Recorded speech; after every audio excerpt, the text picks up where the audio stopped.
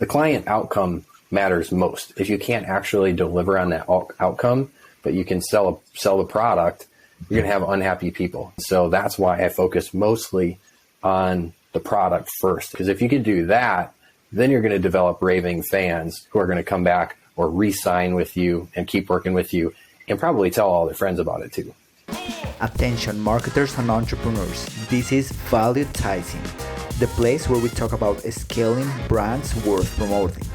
If you're a mission-driven entrepreneur obsessed with creating, scaling, and exiting multi-million-dollar brands, this is for you.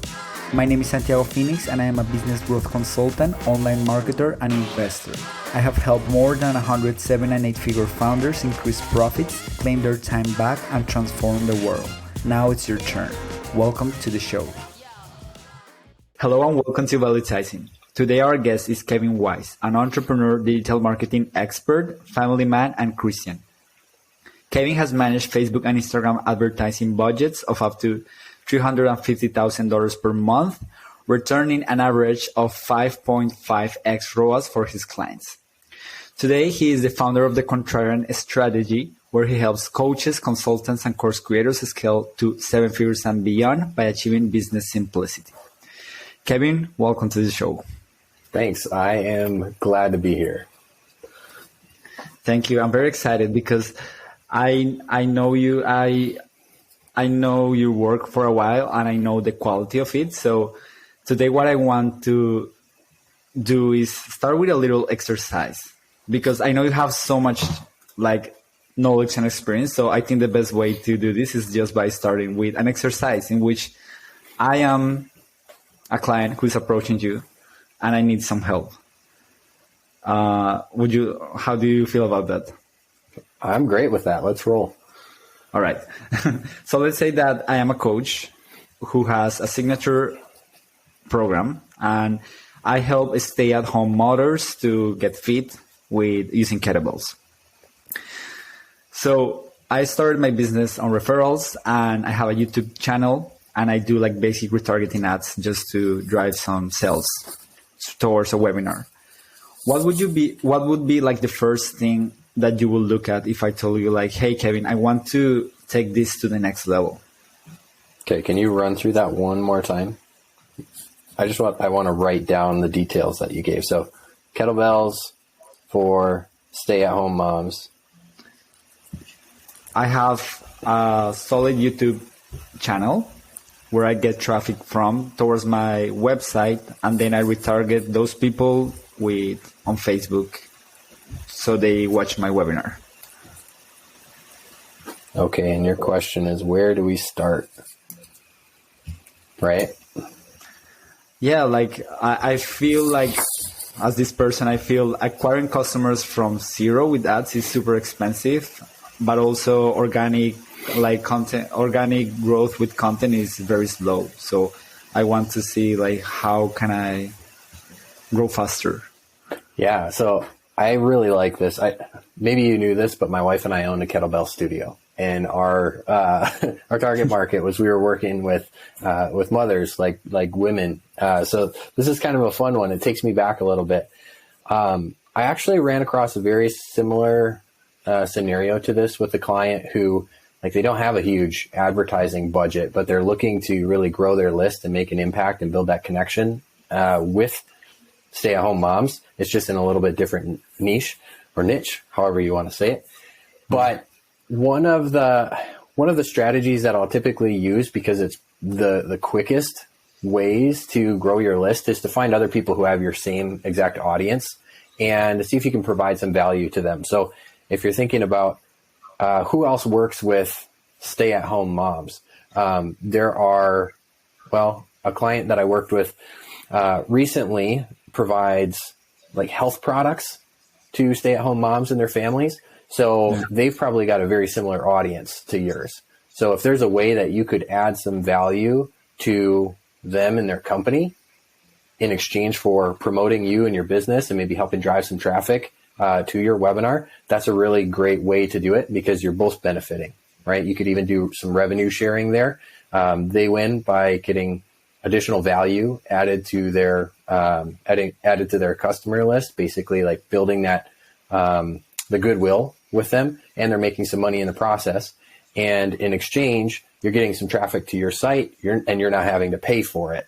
And you know it's qualified traffic because they're coming from a source that has the exact same target market as you. That's probably one of the quickest ways to grow. If you're able to find a handful of people who are not competing directly with you, but they have the same target market, you could even do something like a summit and advertise to, like, each of you could share the, the registration and the info to your lists. And then you could basically all work together to provide value and to grow your list at the same time. So those are probably two of the quickest ways that you can grow your list without having to spend any money. Just have to put in a little bit more legwork, actually connecting with people, building that relationship with the other business owner to make sure they're somebody that you want to work with and that you trust with your customers, and vice versa. So you would start right away with collaborations, not with ads and going to strangers. Depends on your budget. If you don't have a very large ad budget, it's better to run with that, to at least make some sales, get some prove your offer. One of the if you're gonna run with ads, I typically like to test my I like to test everything as much as I can without being overly data focused. But if you've got a specific, let's use this as an example. So the title of your webinar, right? There's got to be something that's catchy. Well, one of the quickest ways to do that is to ask your target market. So you could put out a really low budget ad with a few different ad titles that it just, maybe drives somewhere relevant on your website, like a blog post or something like that. But you just run these different titles side by side and see which one has the highest engagement. And then you can use that as your webinar title, and you'll know that that's more than likely going to resonate better than something else. So if you can test different elements with low cost paid ads, or even if you have a built-in audience, if you have a good YouTube audience already, you could make a few different videos and split test, the same video, but split test the titles on it. So that way you're proving the message that you want to deliver before you actually go and ramp up spending any money on ads. Does that make sense? Yes, like start small. It's kind of a different approach. Like a lot of people or strategies say start spending a lot of money right away with ads. Like if you are not spending at least $100 per day, you will get nowhere. What do you think about that? Like, do you think people with low budgets can get some traction with ads? It's difficult. I wouldn't start there. So I'll give you an example. I've got a lot of experience running ads for high ticket coaches and consultants. I don't run ads for myself though. And the reason for that is, we could talk about that a little bit later, but I cap myself on clients. So I'm basically 100% referral based right now. And if you don't have an ad budget, you need to prove your offer first. But if you're looking at spending money on ads and you don't have a huge budget, it would be better to test that to optimize optimize your headline in the example that I just gave you than trying to get sales with a smaller budget. Because if you've never run ads before, you have no idea what your average cost to acquire a customer is, right? And so you're really shooting in the dark. You could be spending $50 a day unknowingly entering into a field where you might be spending $1,000 to acquire a customer. And if you don't have the funds to do that, you're literally running almost a month having no sales. And that's really challenging for your morale as a business owner who's never run ads before. And then you get all worried and you start trying to change things with your funnel and you're not getting enough data there. So you're making premature optimizations. So that's why if you don't have a high enough budget and you don't know how much it's going to cost you to acquire a customer, it's better to not run ads, or if you really want to run ads, only do it to figure out how to optimize your site while you're making sales organically and then you can, build up that bucket of money before you start running ads. Interesting. So it seems like the commitment at first is like on the product, right? Not so much the marketing, but can you walk us about that, through that? Because I watched your webinar and something that really stood out to me is that you focus a lot on the customer and the quality of the product, which some people think is not part of marketing, but how do you see this relationship and why is it important? You can't do good marketing if you don't have a good product. You can sell a crappy product if you have good marketing, but it's not going to help you long term, right? Like the customers who consume that product. I'll give you an example. I'm not going to say who, but I spent $10,000 on a mastermind, and it was very, very cookie cutter. It was a high ticket phone funnel, and we ended up. This was back when I had a fitness studio. It was very, very cookie cutter. We didn't get the level of interaction that we were expecting, like face-to-face interaction, the relationship side of it. And by the end of our time working with this company, my wife and I were both in agreement that we would never work with them again. Specifically because their product and the marketing was great, but the product was garbage, in our opinion. Yes, that sounds familiar. Yeah, it happens a lot, and that's one of the reasons why I called my business the Contrarian Strategy. Is I want to, not only do I personally want to set myself apart from others in the marketplace, but I want all my clients to do the same thing. Like if you're truly in this to make an impact and to change the lives of your customers, you have to focus on your product first, because your product is what's actually going to make that change. It's going to fulfill on the promise that you're making in your marketing. So makes sense. If you look at my website, I've got some core values listed on there.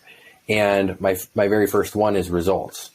And results is the client outcome matters most. If you can't actually deliver on that outcome, but you can sell the product, you're going to have unhappy people. You're not going to get referrals. You're not going to get repeat customers. And so that's why I focus mostly on the product first and really making that something that's going to meet all of the needs and the desires that an ideal client has, and actually over deliver on those. Because if you can do that, then you're going to develop raving fans who are going to come back or re-sign with you and keep working with you, and probably tell all their friends about it too. Interesting. So that's very interesting. So how do you improve the product? Because it seems like on SaaS companies, there are even product focus roles, right? You have chief product officer and things like this. But in the coaching niche, course creation niche, how do you do it, and why do you think it's not so important as, for example, in SaaS?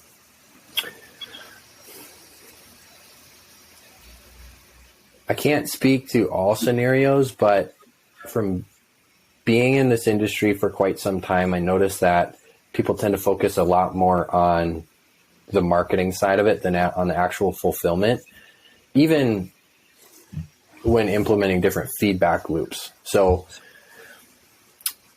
one thing that I always recommend, especially for people doing like call funnels, is that you record your calls. You go back, you listen to them, you pull out the language that the people that you're talking to are using, and then you use that language on your pages. That'll help you with converting. That's like a built-in feedback loop for you to continue improving on the front end.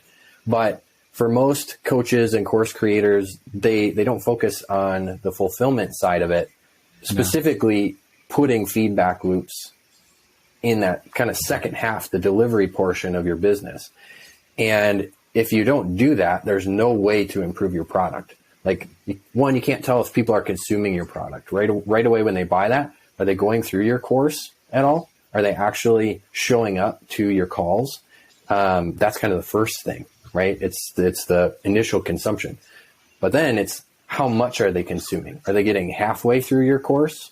Are they showing up to half your calls or a quarter of your calls? Like, you got to know how much are they consuming. And then at the end, what percentage of people are actually getting the results that you're promising? And so if you're not able to measure those things on the back end of your business and get feedback on them, like asking people to tell you what would make it easier for you, what would make it faster for you to consume this content or to show up to calls, what would make it more valuable to you. If you don't have those feedback loops, you're going to try a bunch of different things to improve your product, but unless it's coming directly from the mouth of your consumer, you're just guessing, and you're probably going to waste a whole bunch of time and money. So I'll give you another example. This is more on the front end. But I was working with a client, and we were trying to figure out what's a good product name for like a high level offering that they have. And we came up with a couple ideas, and then we kind of narrowed it down to this one. And then we decided, let's take this to your current customers and ask them what they think. And we found out that they absolutely hated that name.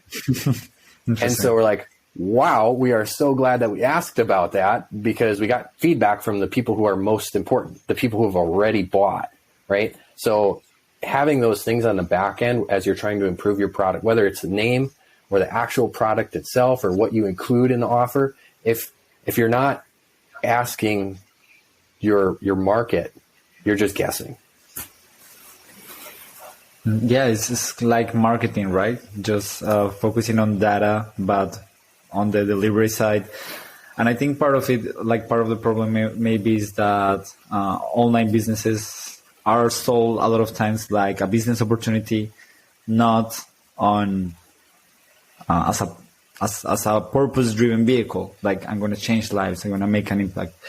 So I don't know. What can you walk us through? Maybe what other parts are important about the contrarian marketing or contrarian strategy that you speak about? So we have the customer first. So one thing that kind of relates to the last point that you made is I've got a little bit of a different background than, well, I guess I'm making a generalization that most online marketers have not gone to college or university for business. I know that there's this stigma that there's not a whole lot of value in a college education, and you can learn everything being out there in the market, being online, buying courses, that kind of thing. And for the most part, I agree with that. But there are a lot of things that I have used from my college education that I've carried into my business. Like, we just got done talking about market research. Yeah. You have to do that in order to have an actual company. Like, there are a lot of digital marketers out there selling products who don't know how to do proper market research to figure out.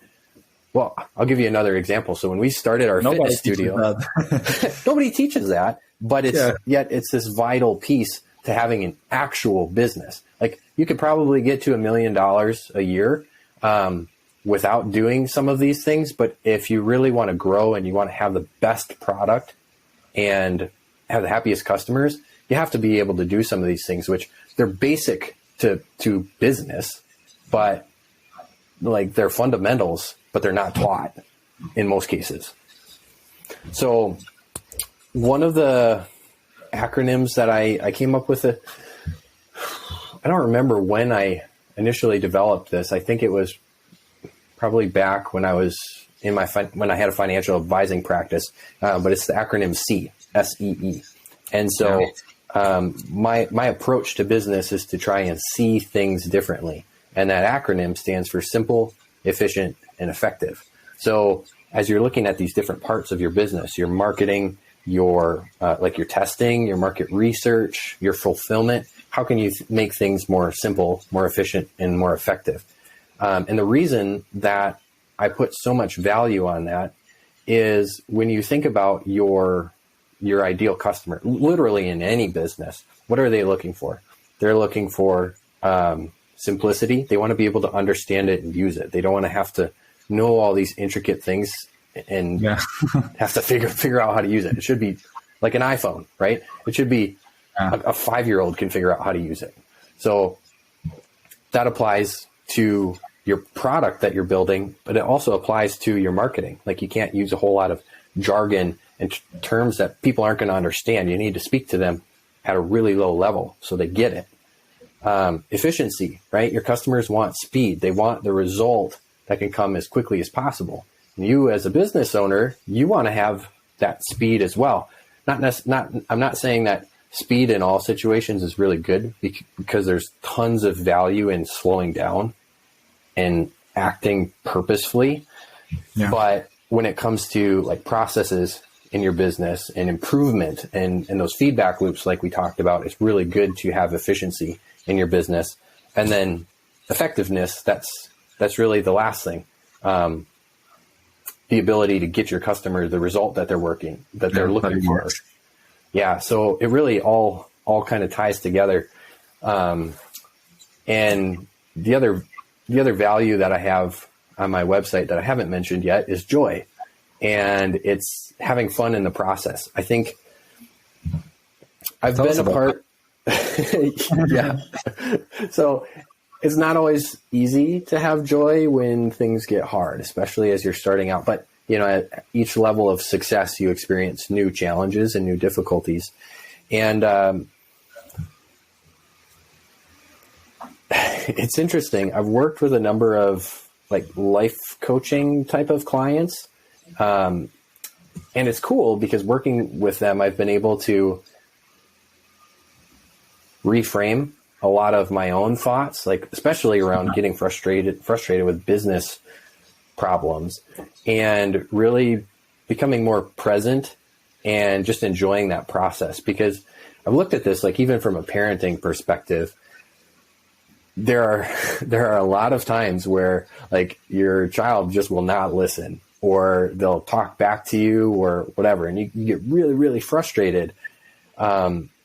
But then, maybe a day later, you're able to look back on that, and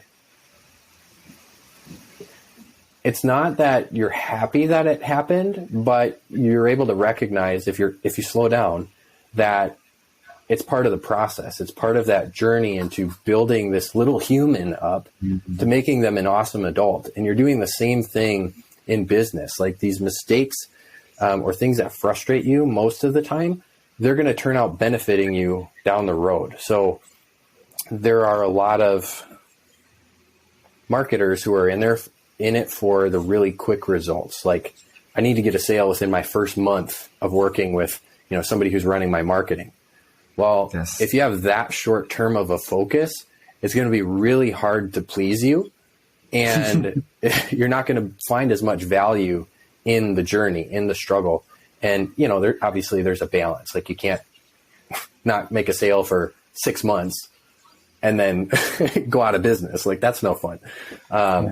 So yeah, I like to look at this process with a positive outlook and reframe it. Even when I get frustrated, like these are chances to learn and improve, and I'll be able to use them, not just like right now, but later on. If I own another, like, I don't know how many lessons I've learned from past businesses. Like, I had a financial advising practice that I learned so much about managing finances as a business, but I absolutely hated the work that I was doing. Like, there was no passion in that. My creativity was limited. There's like a lot of red tape in the financial industry. And so it frustrated me at the time. Like, I couldn't go and build my own website and like say certain words or use certain phrases. Like, they all had to be approved. I can't imagine. Yeah. It's awful. So when I transitioned to my next business and my wife and I opened the fitness studio, I remembered that. And I'm like, okay, well, we own our own business. We can say pretty much whatever we want now. I can be creative. I can bring my personality out in this business and with clients, using the language that we want to use and really building the culture that we want to build. That's what it's all about. And so, I was able to make that improvement. But then one of the big mistakes that we made early on having a brick and mortar business was we spent a whole bunch of money trying to make it look nice when in reality, we weren't as focused at that time on the end result. And so that's where I learned that lesson. Like you have to focus on the product and the delivery and not just on the marketing and the looks of everything. Like you can have a kind of crappy looking product and marketing, but if it works, people aren't going to care. Like they don't care as much about how nice and fancy something looks as long as it works for them. So like that's why I like to... Those amazing restaurants that they look horrible, but the food is amazing and they're full. Yeah, absolutely. So that's what I mean about having joy and just, enjoying the process and doing everything that you can to stay positive, even when it gets tough, because it does. So I want to ask you something that might be a little bit personal, but I know you have certain transitions in your career, like, for example, from business to business, then you had a job, now you're starting a new business, and you also have a family. How do you deal with financial stress? Because, for example, I am the breadwinner of my family. So sometimes I feel a lot of pressure of making money because I know I am the person bringing in the money. In those periods where you had to shift from business or from your focus, how did you, what do you do to deal with that financial stress? That's a really good question because we had a lot of it. I don't share this with too many people, but for our first 2 years of running our fitness studio, we didn't pay ourselves a penny. Like we basically lived off a small amount of income that I had from my financial advising business. And so it was really tight. I remember one time we had negative dollars in our bank account and like had, stuff on our credit card too. And we got this bill for our electric. It was like $46 and some odd cents. And we didn't have the money to pay it. And I'm like, are they going to shut off our electric? Like, we didn't have kids at that time, but I got a wife and we're living in this small apartment. Like they shut off our lights, they shut off our electric, shut off our internet. Like, how are we going to make any money? We don't have the money to pay gas to get in the car to go see, clients and stuff like that. So it was super stressful. But a big part of how I got through those times was just faith in God, because what's interesting about that particular story is the very day that bill was due, we got a check for the exact amount that we needed to pay that bill from somewhere else. Like, I don't remember if it was a tax refund or where it came from, but it was the exact amount that we needed. So I think in a lot of scenarios, the Bible, I don't know what verse it is, but it talks about like, why do you worry? Worrying hasn't added a single day to your life. And so when we have things that stress us out, typically we repeat those over and over and over in our head, and they get bigger and bigger and bigger. And all of a sudden we feel overwhelmed. We feel paralyzed by it, when in reality, we can't control it. We can't control that particular problem. The only thing we can control is ourselves and what we do in that situation. And so for me, one of the biggest weightlifters as being the breadwinner in my family, like you are, is I'm not counting on myself to do it. People who aren't Christian or don't have the same values as I do, it might be hard for them to understand, but I basically count on God for everything. Like, I know that the skills I have, the success that I've gotten, the things that I've accomplished, the ways I'm able to support and help people, even my body, like being able to move and exercise and take care of myself. Like, I couldn't do any of that on my own. I couldn't create a business on my own. Like, the idea didn't just pop up in my head. It was given to me. Me being good at digital marketing, like, I didn't make that out of myself. Like, it was given to me. I either learned it from other people who learned it from somewhere else, or it was inspired And so not counting on yourself and not putting that pressure on yourself really helps a lot. There was one other thing that I was, the other piece to that is living below your means. So control what you can control. I know a lot of people who see success, if you're seeing ads and stuff on Facebook and Instagram, you see a lot of these influencers like with jets in the background or on vacations on the beach or what have you, like trying to put off this persona of success. Yeah, a front for it. But for people who are trying to build a business, like as soon as you start making money, you should not go and spend it on these things to try and make yourself look successful. Like you're just going to end up having the same amount of financial stress, just at a higher level. Now, instead of making $2,000 a month and having $2,000 worth of bills a month, you're making $50,000 a month with $50,000 of bills each month. Like, yeah.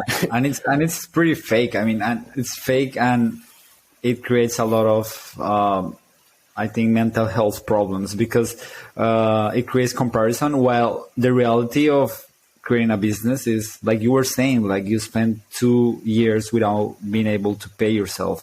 And I think that's the norm. Most business owners deal with that.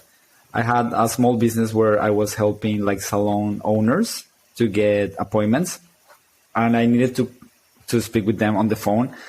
And oh my God, it was really hard. Like I got to see the real business owners, not the Instagram entrepreneurs, and they were dealing with really hard stuff. And yeah, I really admire how they have that strength. So that's why it's super interesting to see that faith has helped you so much on that. Yeah, it's real life. Like, one of the nice things that I get to do with my business is connect with my clients on a deep level, because I'm the only person working with them. Like, and that's the way I want to keep it. I don't want to have 10 different team members where things get lost in communication and you don't actually build a relationship with anybody. Like, I'm your go-to person. And it's really hard to connect with people in the digital marketing world. And I think that's a big piece that's missing. Like, we were made for community. You look back at history, like there's people forming groups, like we need that support. And that's part of what we need to survive and to thrive. And so it's cool being able to connect with somebody on that level. And that's why I love talking to you about, some of those struggles, because they're real and everybody deals with them. Some of them are a little bit different. Some of them are like bigger. Some of them are smaller, but everybody's got things that they're dealing with. And the other thing, just to kind of go back a little bit about portraying yourself as uber successful, a lot of those things aren't that attractive anyways. Like, if you imagine trying to work on a laptop while you're sitting on the beach, like, you're getting sand in your shorts, there's glare on your screen, you can't see because the sun's out, you're getting burned. Like, it's not as great as it looks. And sometimes neither it is like working 2 hours per day, because I've been, unemployed, and it sucks. Like, or even if you have money, we require work to stay active. Yeah, absolutely. We were made to work, and you feel useless if you only work, 2 hours a day. I've tried that too. When we had our fitness studio, we tried working hardly at all. And one, you don't really make a whole lot of progress. And two, you don't make the impact that you're trying to make. And so you tend to get to this place where you feel like you don't have a purpose. And that's a really hard place to be in. Yeah, I really like how on your website, you talk about 3 goals, which are maximizing profits, client results, and founder happiness. Most people talk about the first one, maximizing profits, but why are the other 2 important? It's a good question. So I first applied that to myself and my business before I really started to think about it for my clients. But I like to ask myself 3 questions. One, what do I want my business to do for me? Like lifestyle wise, financially. So, time wise too, right? So if you could create a clear picture of what you actually want your business to do for you, what type of lifestyle you want it to give you, that's going to give you a really good starting point. But then the second question that you need to ask, and the second one is probably more important than the first, is what type of result do I want to create for my client? And actually, I should rephrase that. What type of result does my client want me to make for them, right? Because it's not about me and what I think they want. It's So if you're able to understand both of those things, you can look at this and say, what do I want my business to do for me? And what does my client want my business to do for them? You can look for similarities, kind of, like one of those Venn diagrams, I think, where's the overlapping? So how can I create a business that can accomplish both of these things? So maximizing profits, right? That's on the us side of things, like the business owner side of things. And then the results for the client, that's on, the selfless side of the business.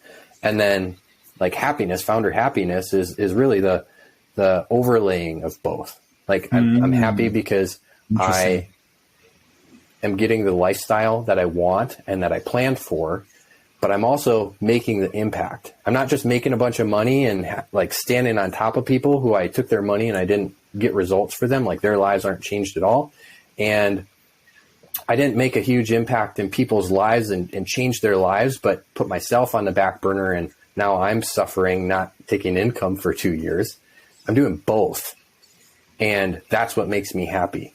Like my needs are met and I'm helping other people meet their needs at the same time. So that's why I think all 3 of those are important. Would you like a custom plan to scale your business? If you want to increase profits without adding more complexity to your life, go to myplantoscale.com and get our free scaling guide right now. It will help you get clear on your business and life goals, ensure your business is optimized for growth, and simplify your schedule so you can focus on what truly matters, making more money while enjoying life and changing the world. Now, back to the show. That's super interesting. So one of the things I want to ask you about is, all right, so here you are talking about your story, your values, and that really makes you stand out. This is like a broad topic, but you speak about 7 simple machines that yield unfair psychological leverage.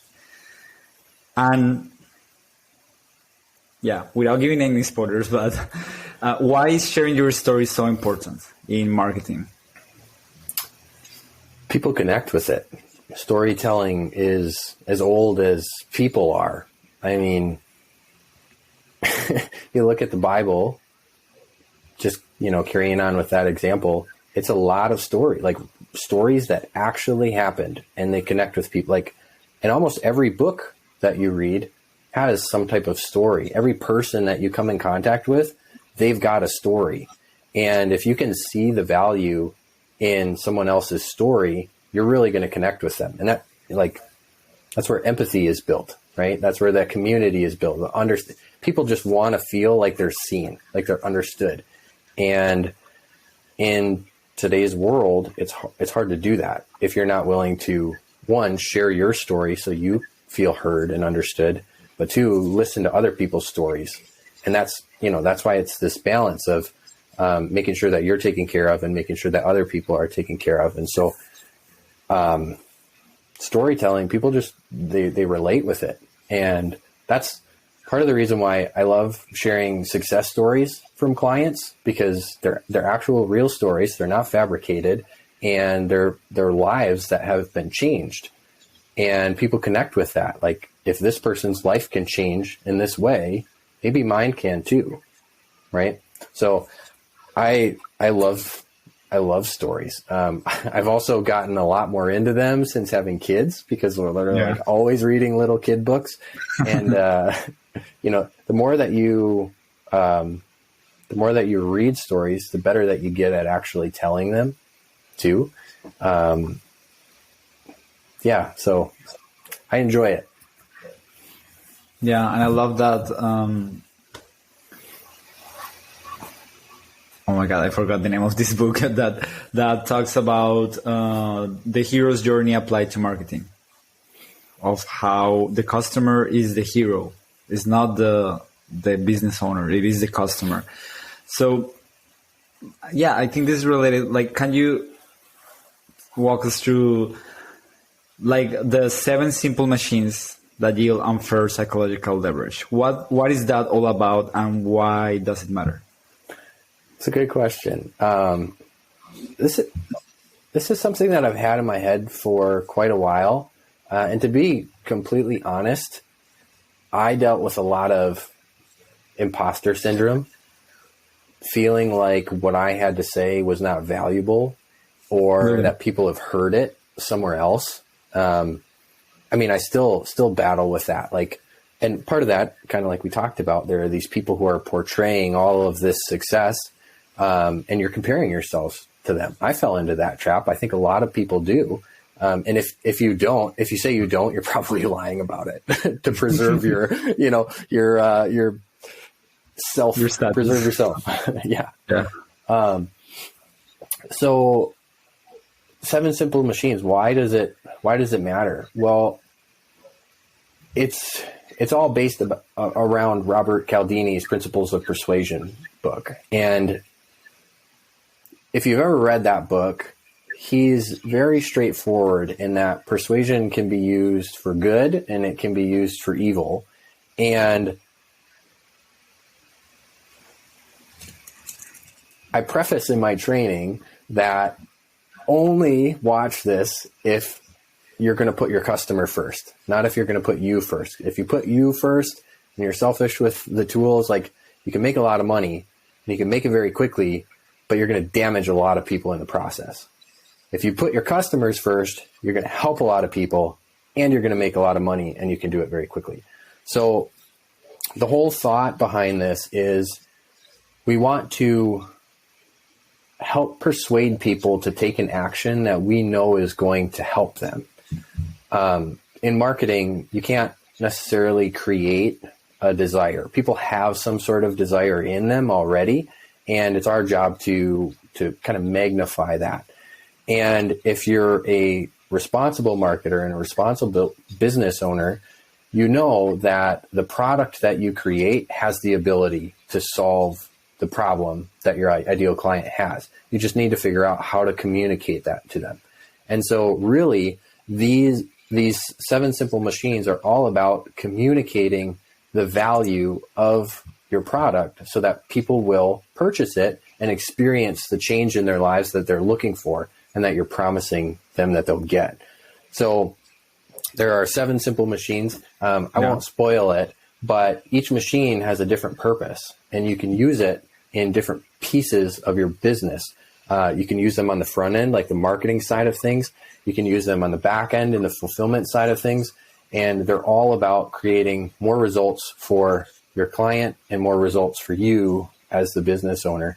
And it's all like, it's all 100% ethical. It's something that anybody can use, but you should only use it if you're putting your customer first. I always like to reiterate that, because there are a lot of things out there. There's a lot of evil in the world, and a lot of ways that people can be manipulated, especially as we learn more about the human brain and how we interact and how we engage with different things.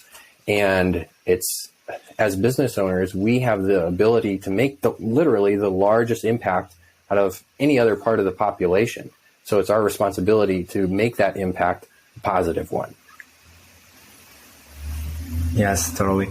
I like, what I really loved about that concept of the 7 simple machines is how you paired the customer journey with the marketing journey. So it's like everything is blended together, and it's their journey coincides with front end, and then they watch a webinar and they take the next step. So it makes total sense. I love that approach, just so you know. Thanks. So Kevin, I want to know, like, to end this talk today is, why did you decide to start a business again? And you talk about there was a moment where you said, "I'm an entrepreneur. What the heck am I doing?" What does that mean? Yeah. So I've had the business bug since I was little. I used to, like a lot of people, used to sell lemonade at a lemonade stand. But as I got older, I started to create my own businesses. I had a CAD design business when I was in college, just like a little thing on the side. Like a little computer aided design thing. I would make mock-ups of solar panel projects for these big companies in Colorado. And then I got into starting my own financial advising practice. That was when I was really not mature. And I was like, okay, financial advisors make a lot of money. Maybe I should do that. Like, I'm good at math. So I got in it for the wrong reasons initially, but I learned a lot, and I did help a lot of people. And then from there, I shared a little bit about why I transitioned away from that. I just did not enjoy the work at all. I was not following my purpose or my passion. Got into fitness with my wife. That's her area of expertise. I just wanted to start my own business, and she wanted to help people with their health. So we're just like, okay, let's do this thing together. And so we did that, and really had a lot of success. Right before we ended up having to close our brick and mortar location, we only had one location. That's kind of the type of business we wanted to build. I've already shared a little bit about how I value relationships. I didn't want to have this big giant chain, bunch of different places, but we built this business. COVID happened.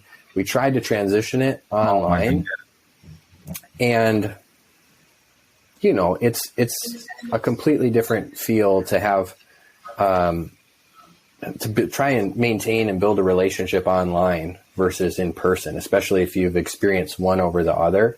And it being like a permanent transition for our members was really, really challenging. And so at that time, we ended up having to close the business. I ended up having to get a job, which is something I said I would never do. But I had a family to support. And so that was a decision that I had to make, because my responsibility to them was more important than what I wanted. So did that, and worked for a marketing agency for a while. And that's where I got just even more exposure to working with the type of client, figuring out what type of clientele I really enjoyed working with and what type I didn't. And then from there, as that opportunity kind of transitioned and I started my own thing, I was able to do exactly what I said. How can I build a business that supports me in the way that I want and need, and supports the people that I want to work with and that I want to serve?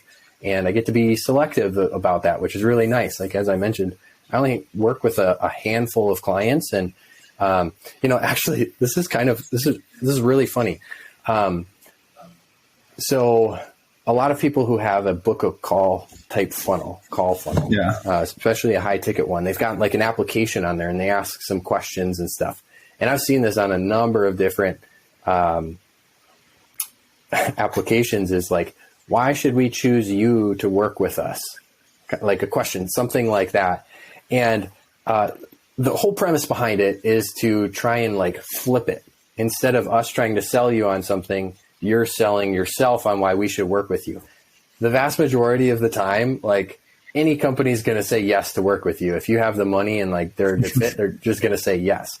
And so I got on a sales call for my company once and had this guy say, like, well, actually, before I got on the call, he filled out the survey. And on that last question where I asked, like, why should I work with you versus anybody else who applies to work with me, he just put, I think he put like lol, a smiley face, and that was it. Like he didn't actually answer the question at all. And so when we got on the sales call, I specifically asked him about it. I'm like, why didn't you actually answer this question? And he said, well, I know what you're trying to do. You're just trying to like increase the desire for me to do this and make it seem like, you're not going to work with me, or like, flip it on its head, like I talked about. And it's just funny because he must have had this experience so many times that was just his perception. Like there are so many marketers out there who use this false sense of urgency to create desire for something. But he didn't know my business at all, which I kept myself right now working with 5 clients. I won't work with any more than 5. And that's partly so I can deliver on the quality of product that I work with. And so that was just kind of like, I don't remember how I got on that tangent, but it was just a funny example of how you actually are scarce. Yeah. Your time is limited. Yeah. So I don't remember what your initial question was. Something about like the entrepreneurship journey. Yes. Like, why did you decide to start a business again? And it seems like it was a whole journey to everything coming together, right? That desire to make money and more impact with a high touch relationships and your creativity is like so many pieces coming together. Yeah, literally. So that's one of the other pieces that I think has set me apart as a strategist is I don't just have experience like working in one niche only in digital marketing. Like I've got the financial aspect from when I was a financial advisor. Like I know the finances of a company and, how you can benefit from running them certain ways. The fitness side of things, like as the business owner, it's important to take care of yourself so that you can operate optimally and you can deliver on what you're promising. Like that's super important. And then the whole like marketing side, working with an agency, figuring out like a little bit more about the product, the type of client that I want to work with, who I can serve best based on my strengths, like gave me a chance to figure out what am I really good at? What am I not so great at? And how can I emphasize what I do really strongly?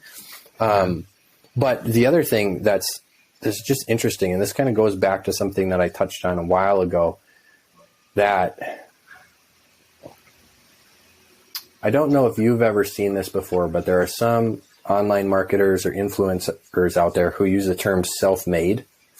And I hate that term, if you couldn't guess, because no one is self-made. Like you can't create anything yourself. There's got to be some sort of input. Like if I say, create a web page for me, well, you got to create the computer, right?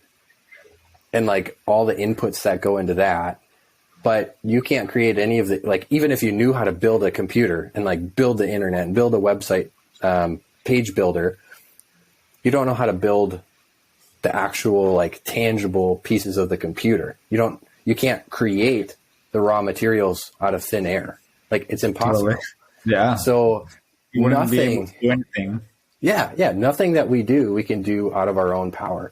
And so what's kind of interesting as I look back at how I got started specifically in digital marketing, it was during the time when my wife and I had our fitness studio, and this was complete chance. One day I was sitting working in our little like desk area in the gym. We had these big giant windows and we had a really cool view. And I get a call, and it's somebody that I've never met before. And they started talking to me about like building me a new website. And our website was, it was decent, but it wasn't as good as like they could be now. And I couldn't afford it. What he was offering, he's like offering to build the website for us and like do all these things. I had no idea half the things that he was talking about. And, when he said how much it was, I'm like, I can't afford that, but I have a question for you. Just one question. That's it. Before I let you go and, go on to call on other people. I said, what software do you use to do this? And that one question started me on this entire digital marketing journey. Like it's the pivot point where I was going this way, and then I turned and I went this way, because it led me to learning about advertising, about page building, about split tests, about data, like all that stuff, marketing, everything stemmed from one question. And so I think that's part of the reason why I started my own business. Is there's a lot of power in serving people and helping them to figure out how to ask the right questions that could create a pivot point in their life that could change everything, not only for them, but for thousands of their customers. Yeah, it really fulfills you, because I know some of the clients that you work with, and they really have amazing products and missions that are really worth promoting. Yeah, absolutely. Yeah. So, Kevin, thank you so much. Where can people find more about you if someone is interested, about your services or just your whole story in general? Yeah, thecontrarianstrategy.com is my website. If you want to connect and learn a little bit about the training that you had mentioned, the 7 simple machines, thecontrarianstrategy.com/learn. That's where I put all of my most up-to-date trainings. That's where you can find that and learn a little bit about those. I'm not super active on Facebook or Instagram. I don't have TikTok or anything like that. Partly because that is not a part of the vision that I had for my life. I don't want to spend so much time creating content. I want to focus on helping a select group of people, and that's the type of business that I want to build. So that's where you can find me. Isn't that funny? Most marketers that I know, they hate social media. But we work on it. Yeah, it is funny. You see the benefits of it, but you also see the downfalls of it, and the choice is yours. Yeah. Thank you so much, Kevin. And we'll talk to you hopefully on the next episode. If you enjoyed the show, hit the share button and send it over to one fellow marketer or entrepreneur. We work hard to make sure they'll thank you for it. Also, to get featured on the show, go to valuetising.com and apply to become our next guest. Until next time, keep valuetizing.